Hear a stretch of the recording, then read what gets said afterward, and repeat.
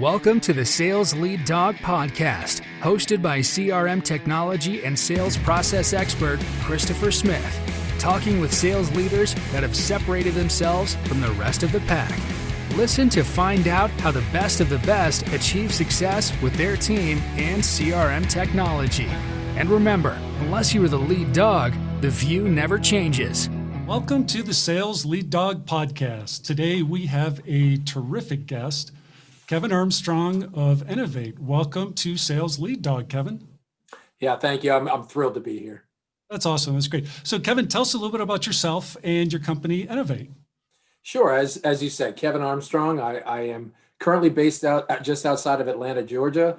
I work for a company called ENAVATE. We're a global Microsoft systems integrator. We focus on ERP technology, CRM technology, BI analytics, and cloud technologies. Really, the broad spectrum of Microsoft and NetSuite solutions is where we focus. Yep. And you guys are growing incredibly fast. Yeah, I'm fortunate to have been able to join ENAVATE while they were beginning that growth pattern, and it's been very, very impressive during one of the most difficult years that we've seen really in our history, that the company has continued to grow during this year. It's a testament to the people and the capabilities that already existed, and we continue to augment. And they have a great leadership team. I think that's a big part of your success. So, well, I can tell you that the CEO, Thomas Ashburr, is somebody that I've known for a number of years, more socially and inside the Microsoft ecosystem.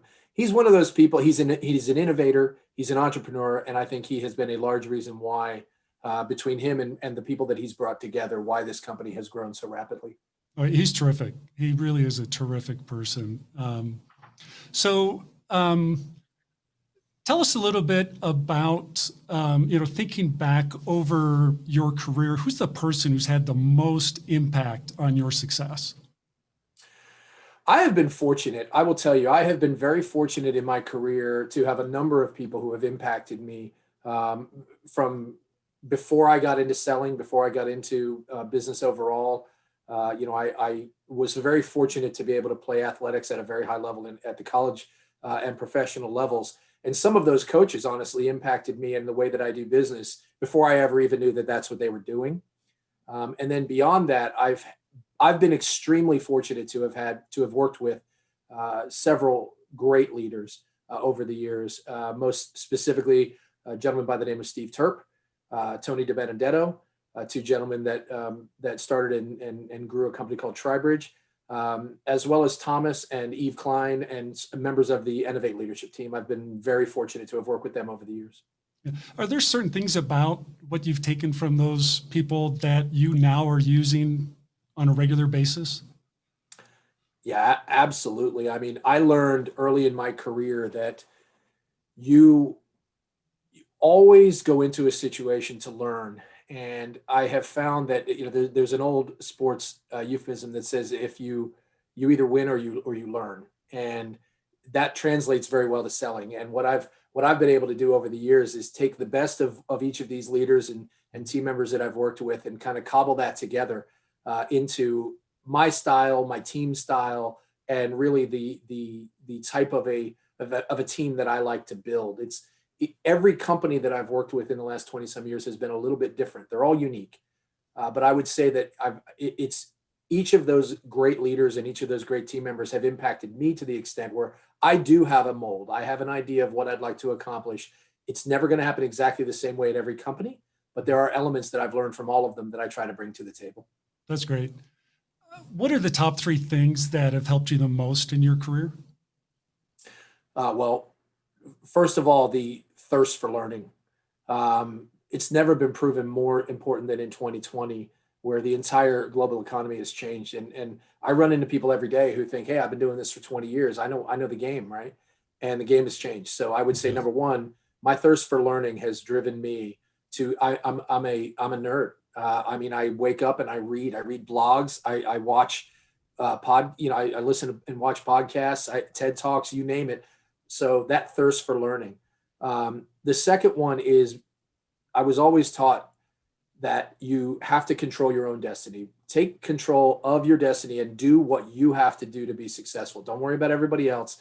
count on them that they're gonna be, they're gonna do their part of the equation as well. But focus on what you have to control and do that to the best of your ability.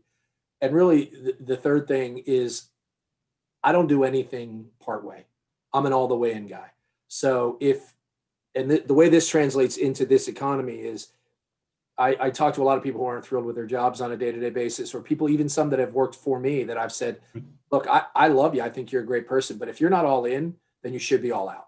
So I think that has served me well over the years, because when I'm passionate about something, I wake up hitting the ground running every day. That's great. That's great. If you're with a group of your peers and you're all sharing stories, lots of laughter, what's your craziest sales story? Oh my goodness. So, little known fact for you. I've always said that when I retire, the good Lord willing, I get to retirement age, I'm going to write a book about some of the experiences I've had in selling. But I've got one great brief story that I'll tell you. I was a young salesman at Xerox, so copiers, printers, and whatnot, but I had large accounts. Okay. I had national accounts, and one of my accounts was the Teamsters Union. So literally the headquarters of the Teamsters Union. We sold a deal there, and it was the last day of the month, and I was worried about, we had to get everything plugged in and installed for us to get credit for the order. It was a multi-million-dollar order. Okay. Right. I show up in my suit. I think I've got everything checked. I've done all of the checklists. We're good to go. Show up on the loading dock, 9 o'clock in the morning at the Teamsters Union. Our trucks start to back up, and somebody comes out and says, stop. They run out. What's going on? Well, it turns out that the one item that we didn't check off the checklist was whether or not it was a union truck. Oh my. So we're at the Teamsters Union with non-union trucks, right? So we had to pull the trucks across the street. We had to get union trucks in there, in an open parking lot in downtown Washington, D.C., move all of the equipment from one truck to another, and then back the trucks back up to the Teamsters dock. So the lesson learned, and then I'll tell you the very quick end of that story. The lesson learned was, don't skip anything on your pre-sales checklist. Oh yeah. Right. It doesn't matter how, do they have Wi-Fi? Do you have a place to project your demo? Whatever your challenges are, make sure that you learn make sure you do the site visit to make sure that you've got it all checked. Because I didn't do one thing, and it led to almost not getting a multi-million-dollar deal at the end of the month. The last part of this story that I think you'll find very funny. So now I'm sweaty. My suit is all dirty. I'm literally down on my knees plugging equipment in, and it's about 11:30 p.m. and we're at the Teamsters. I don't know where I am. I'm just in this building, and I feel a hand on my shoulder, and I turn around. Honest to God, it's Jimmy Hoffa Jr. He's the president of the Teamsters Union. Of course, I grew up in the New York area, so I know who his father was. So I turn around, and here's Jimmy Hoffa Jr. And so I stand up, dust myself off, and the guy who I was working with in the print shop comes in. He said, Mr. Hoffa, I'm sorry to bother you. We were just finishing up the install here. And he looks at me and he goes, you're the sales guy with Xerox. I said, yes, sir, I am. He goes, 11:30 at night. He goes, you're a Teamsters kind of guy. And he just put his hand on my shoulder and then walked away. He walks away, and I look at the guy who's running the print shop, and I'm like, that's good, right? Right? That's good. So all of that because I didn't check one box on a pre-sale. Oh man, that's crazy. That really is crazy. Thinking back to the time when you were starting your sales career, what do you wish you were taught when you got that first job? I wish that I was taught that you have to be efficient with your time. I found early in my career that I was the one who, because I was capable of chasing a whale, I wanted to chase all whales. Mm-hmm. Right. So from a selling perspective, it's okay to say no. Right. There's two winners in every deal. And I learned this far too late in my career. It's the one who wins and the first one out. Right. And I wish I had learned earlier in my career that it is okay to say no. I want to stop there for a second. It's okay to say no. That's pretty powerful words in the sales world. It is. And I find, because you're going to transition into sales leadership here in a moment, it starts at the top down. You have to let your people know that it's okay. It's okay to want to chase the deals that you're best suited for, because we're all not. And this is the point. You asked the question, what do I wish I learned earlier? Yeah. This right here is what I wish I learned. I wish I learned that I am well suited for certain types of deals. And I wish that as a leader right now, the one data point that I track more than anything is close rate. Why? I actually track two. I track lead to opportunity conversion rates, and I track close rates. If my close ratio is high, that means I'm chasing high value opportunities that fit my profile and are deals that I can win. If my close ratio drops, then I'm probably not saying no to enough opportunities, right? And that I believe that if you can be far more efficient with your time, you can actually generate more revenue in less deals over a shorter period of time just by being focused. Yep.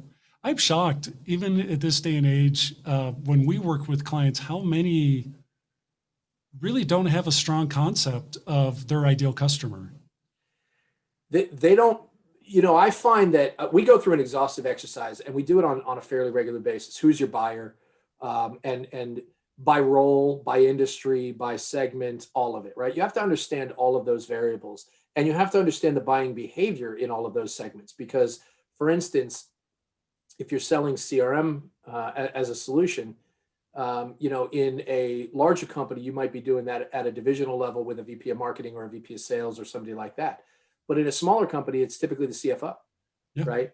So you have to understand who the buyer is, what the industry's requirements are, and do I have a fit? Do I have a story I can tell? Because if I don't have a story to tell, it's going to be, I could do the best demo in the world, but if I don't have a story to tell, it's going to be hard to win. Yeah. You're spinning your wheels. Yeah. Yeah. How would you advise someone who has the goal of achieving your level of career success? Well, find something you're passionate about, for sure. I am extremely passionate about. Let me tell you how I even got into the space that I'm in, and I think that'll tell you a little bit about why it motivates me. I was working for a large systems integrator in the late 90s and into the early 2000s, and we had done a project for National Geographic, and they were doing a content management initiative. They had millions and millions of images and videos, and they wanted to catalog them and be able to sell them, much like Getty Images does, right? We used a financial back end of that was called Great Plains, which is now Microsoft Dynamics GP, which is now becoming Microsoft Dynamics 365. Well, sadly on 9/11, my office was right around the corner from the Pentagon. So I was literally around the river in Roslyn, Virginia. And we knew right away that the world had just changed. And we knew we were going to head for some economic hardships. And I said, I really liked working with those people at that Great Plains company. Financial and operational systems are going to be recession proof. I might as well go look more heavily at that. Fortuitous decision on my part, because it is recession proof. Okay. Every company still has to be able to run. So I made that decision. And what I have found over the years, to answer your question, is that I am able to not only interact very deeply with buyers and walk their warehouses and be in their workforce and understand how they're operating, but I can see the fruits of our labor. I can see the return on their investment, the time to pay back, all of the things that we talk about when we're selling technology. I can see it in action in the space that I'm in. So find something you're passionate about, become a valuable subject matter expert in that industry and whatever it is that you're in. Because if you think about it, I don't know if you follow the Challenger sales model at all, but the corporate executive board, one of the data points they put out there was that a buyer comes 57% done with the buying process now, right? When they come to you, because of the accessibility of information. I actually think the number's a lot higher than that, but let's just go with 57%. That means that today a salesperson needs to be valuable. A sales leader needs to be valuable. You can't you're not just a conduit to information anymore. They don't have to come to us to get price lists or fact sheets or anything else. They can go to YouTube and get an innumerable number of videos around what they're looking for. So you have to be valuable. In order to be valuable, get into a field that you're passionate about. Take the time to not just go through the motions, right? I don't care how successful you've been at selling whatever it is you've sold. You need to be an expert now. You need to be able to, when you're sitting in front of a buyer, provide them with something, educate them with something that they didn't know, or make something easier for them. Critical. Tell me about your decision to become a sales leader. Yeah, it was a natural progression for me very early in my career, coming from an athletics background. I think that it's always the hardest thing to do to take somebody who's a top performer, especially as a hunter, and want to take them out of production and put them into leadership. And my leaders had problems with that over the years, Yeah. early on. But being that I've come from an athletic background and that for all of my entire life, I've always been a coach. As a matter of fact, this is the first year I'm not on a baseball field as either a coach or a player since 1978. Holy cow. Yeah. Yeah. So because of that natural coaching element, I always gravitated towards helping to make the team better anyway. Mhm. And once you've matured enough in your career, you kind of start thinking you might be able to add some value, and knowing that you want to coach people and knowing that you think you can add some value, it's a natural path to go into leadership. It was difficult in the beginning because you're used to being an individual contributor, and now you have to focus on making a team successful. Yeah. And for me, I think what made me successful really throughout my career is that I view my role as I'm an asset to my entire team. So if I can help them win a deal, if I can remove a hurdle, if I can make something easier, if I can help get them what they need, if I can answer a question, if I can fill in for them, whatever it is, that's what I view my role to be. I'm there for them. They're not there for me. Right. What do you think some of the common myths may be about being a sales leader? Well, I know that I hear it all the time that people talk about sales leaders who are academic about it, meaning they talk about it or they've studied it or they've almost been a professor for years, but haven't really been out there carrying a bag for very long. It's a common criticism, and I heard somebody say recently that if you were a surgeon and you took 10 years out of the operating room, you wouldn't be able to walk back in that next day and be viable at it, right? Right. I think the key to a good sales leader is that they keep their skills fresh. They keep them sharp. They own. I can tell you when I came in ENAVATE, I said to Thomas, our CEO, I said, I want to own something, and meaning an account, some revenue. I want to go through the processes. I want to see what we're good at. I want to see what we're not good at. So I think the most common misconception is that sales leaders talk about it, but they can talk the talk, but they can't walk the walk. And I've seen a lot of that, to be honest with you. Yeah. What are some of the common mistakes people transitioning to a sales leadership role make? There's a funny skit on Saturday Night Live, and it's more of an IT guy, not a sales leader, but it's how I think about the answer to this question. And it was a funny skit where the person would be asking him how to do something, and he would try to tell them, and then he would just say, move, and he would just do it, right? And it's kind of how I feel about sales leadership is when you have a young sales leader or you have somebody who's uber aggressive, their tendency is to want to do it for them. Maybe they're aggressive and they work at a fast pace, and the person in front of them, while they've built a good relationship, isn't moving at their pace, right? Yep. And I think that the biggest mistake I see sales leaders make is you don't need to get your salespeople to do it the way you do it. You need to help them do it better the way they do it. Right. Does that make sense? Oh yeah, totally. I love that. Yeah. I think that applies generally in management. Yeah, it does. I will tell you that I'm often asked the question, like, what are you proud of in your career? And there's, before joining ENAVATE, I had left a company that there was multiple acquisitions between late 2009 and then just a couple of years ago, where a large technology company had bought up several versions of the companies that I had been working with and running. So we had a large group of people that had been together for 10, 15 years. And the absolutely the most proud moment of my professional career was when I left that business. There was 7 people that had been on my team in kind of the last 5 years that were VPs of sales or chief sales officers at other companies. That makes me happy because that means, for some of those people, they have no desire to ever be in leadership. Maybe they have more of a mercenary mentality where they want to hunt, kill, and wake up tomorrow and hunt and kill again, but they really don't want to be asked where they are. Right. That is a profile. And as long as they play well in the team, that's okay as well. But then you've got people who aspire to more. Yeah. And the fact that 7 of them had become elevated leaders at other companies, to me, was something I'm very, very proud of, because it means that we were able to invest in them enough to where they were able to achieve some of their goals. How'd you identify those 7 for leadership? Yeah, a little bit of trial and error. I mean, to some degree, you're doing career planning. You should be doing career planning with your people all the time. And for the leaders that are out there watching, if you're not, you need to be having dialogue around more than the numbers. How Right. frequently do you do those conversations? So once a year? Well,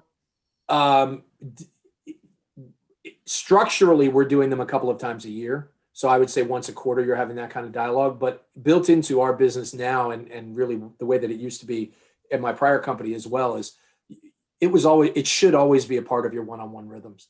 And the way that I manifest it is I ask them for both their professional goals and their personal goals. And what I mean by that is, like, if I'm talking to a salesperson and they say they're getting engaged, in the spring, and they really need to plan for a wedding, well, that tells me they're going to be money motivated, right? Yep. Or if they tell me I've got a young sales rep who tells me they want to buy their first house, those are the kinds of big life moments that I would actually like to help be a part of and help to make happen. Because the moment you make that person successful, I had one young sales rep a couple of years ago, and I said, what motivates you?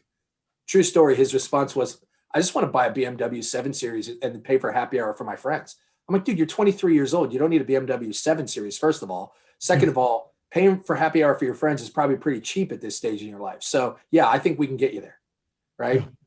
So I think my advice on that topic is just ask the person the personal side of it. What is it, both personally and professionally, that drives you? Understand where it is that they want to go. And if they tell you, hey, I just want to come in, I want you to put as many opportunities on my plate, and I want to kill it from a revenue perspective, God bless, let's work on that.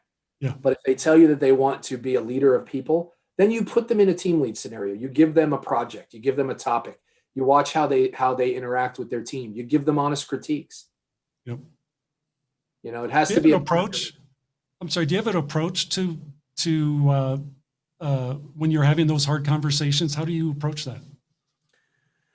Well, the one thing I always say about me is, the good news is you'll always know what I'm thinking. The bad news is you'll always know what I'm thinking, right?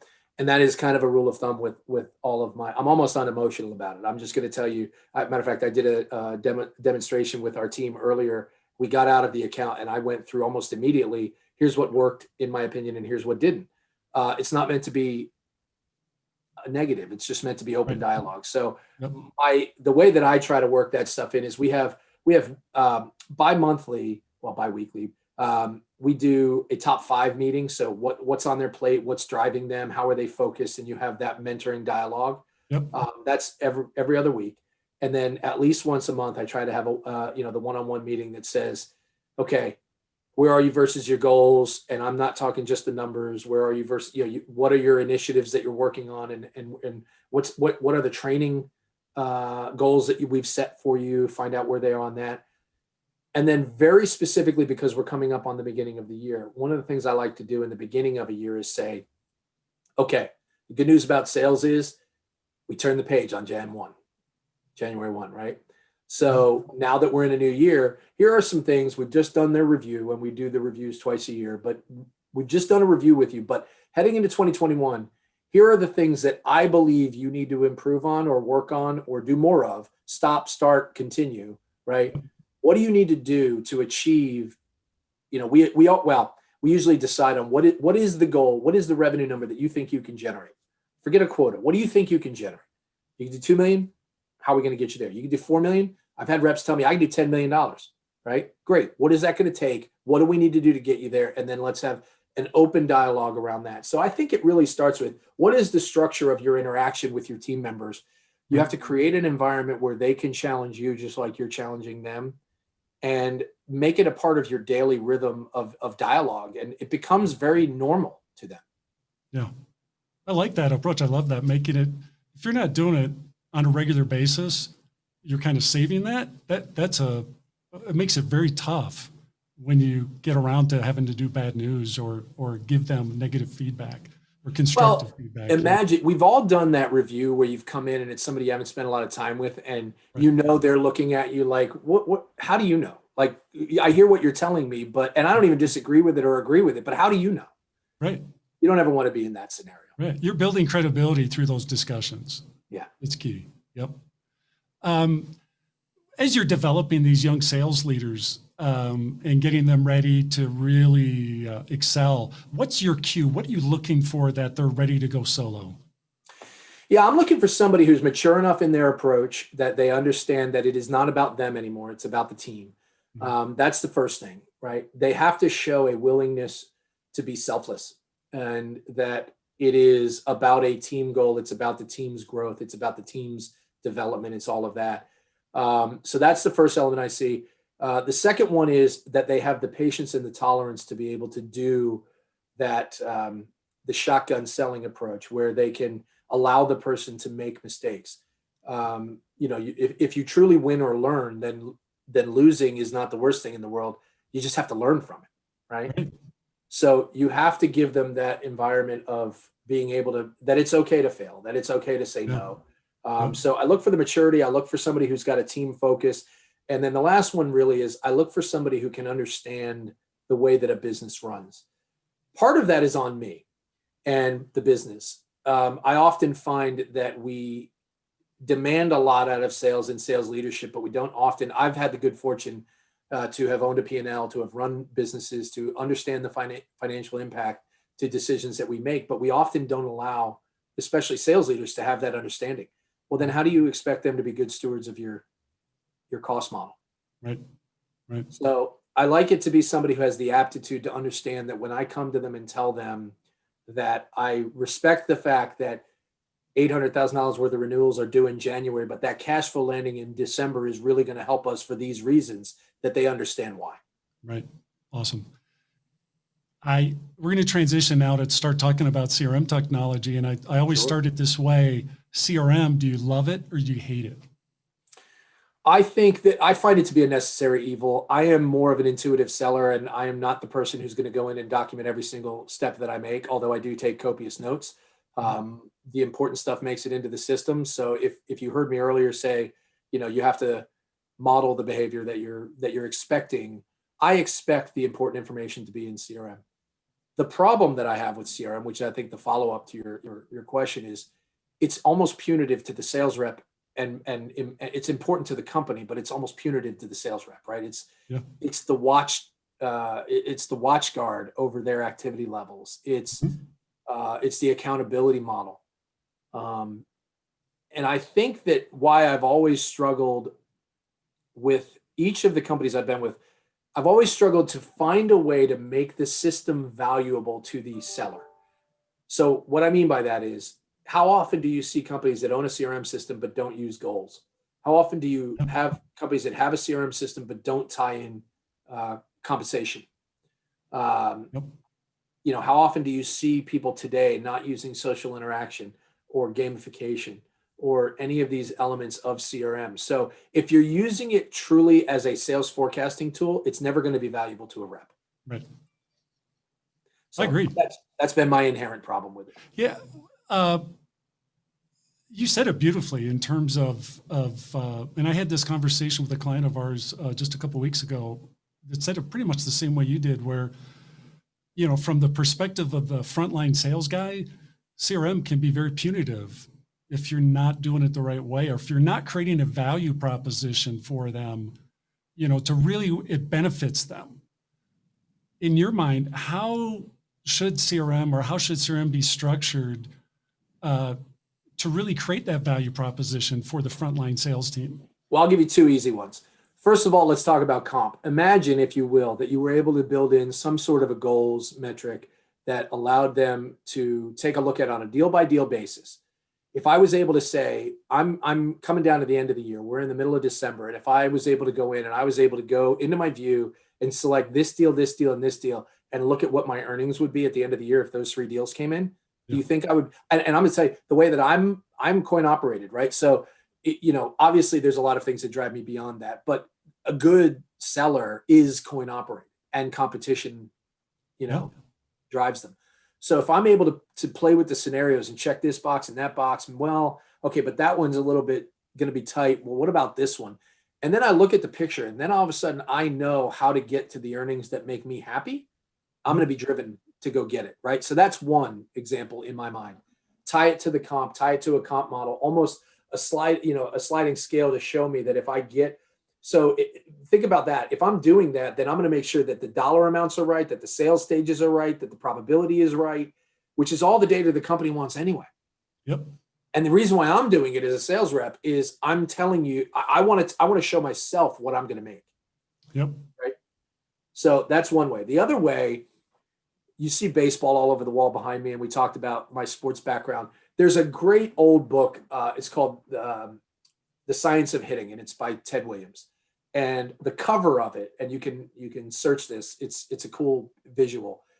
It's a picture of the strike zone and Ted Williams standing next to it, and it's got their baseballs going across all segments of the strike zone, and they're color coded by what his batting average was in each segment of the strike zone. Right. That model always struck me as something that works for sales. Because if you go back to the point that I made earlier about a high close ratio, what gets you there? Well, pursuing in an industry that we have solutions in, pursuing in a space where we have subject matter experts and we have delivery people that are available, pursuing in a space where I've got stories to tell, right? All the different elements that make up those areas of the strike zone. So if you envisioned creating a strike zone and building it into boxes, where I'm most qualified and best solution to most qualified and lesser solution, and then least qualified, but I have a solution, and least qualified and no solution. Like if I gridded that, if I put a grid there and showed the rep what their general probability was to win that deal, if it got below 60%, I probably wouldn't pursue it. Right. So you'd probably have a bunch of salespeople getting mad at me if I use CRM properly, but this is a way to do it, right? I might pursue 10 deals a year, but if I closed 8 of them and closed, $7 million while you were chasing 35 and closing $2 million, you're going to be pretty mad at me. Oh yeah. Yeah. When we talk about user adoption, we always kind of put in the terms of, you want to lead with a carrot. And the way you describe it, those are significant carrots that are really going to get people to buy in. We also say you need to follow up with a stick. What's your form of a stick if you have someone that's on your team that just says, look, I'm not going to use it? Yeah, well, there's a couple things. Right from the very beginning of the process, we all have our isms, right? One of my isms is I want to be the most responsive company in the game. So the moment there's an old saying that says that it's the first person that talks to somebody that has the best chance to close them.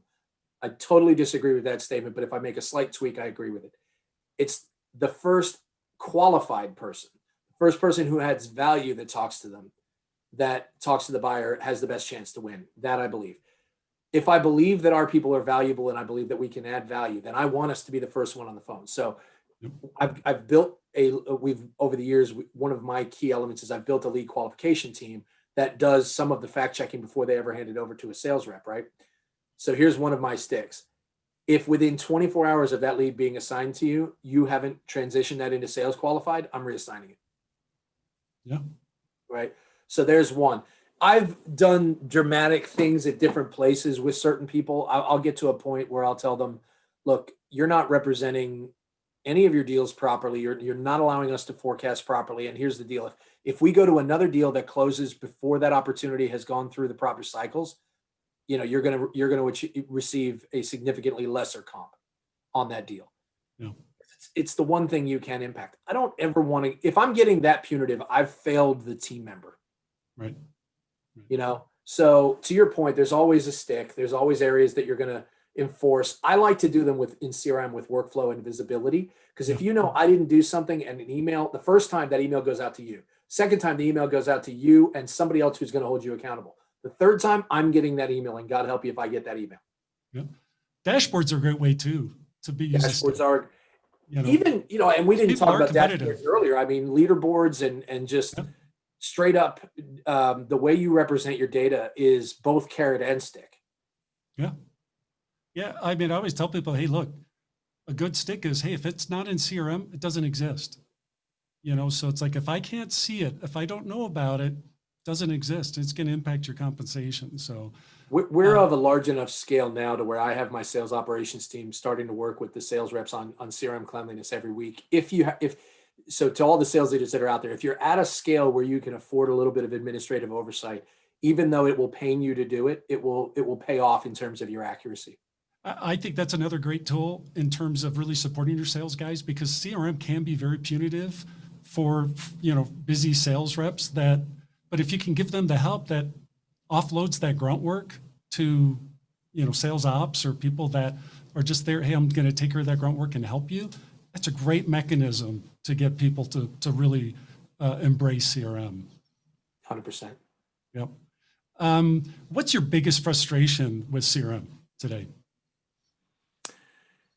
All of the processes that you would think you could funnel through CRM that happen outside of CRM, and yet you're expected to break from that process to make sure it gets entered into CRM. So when a lead comes in, all of the interaction that I have, if I have to create a quote, if I have to do a demo, if I have to, get an NDA, I can save them there, but none of it's happening. You can build it out so that a lot of it's happening through CRM. You can do quotes and orders and all that kind of stuff.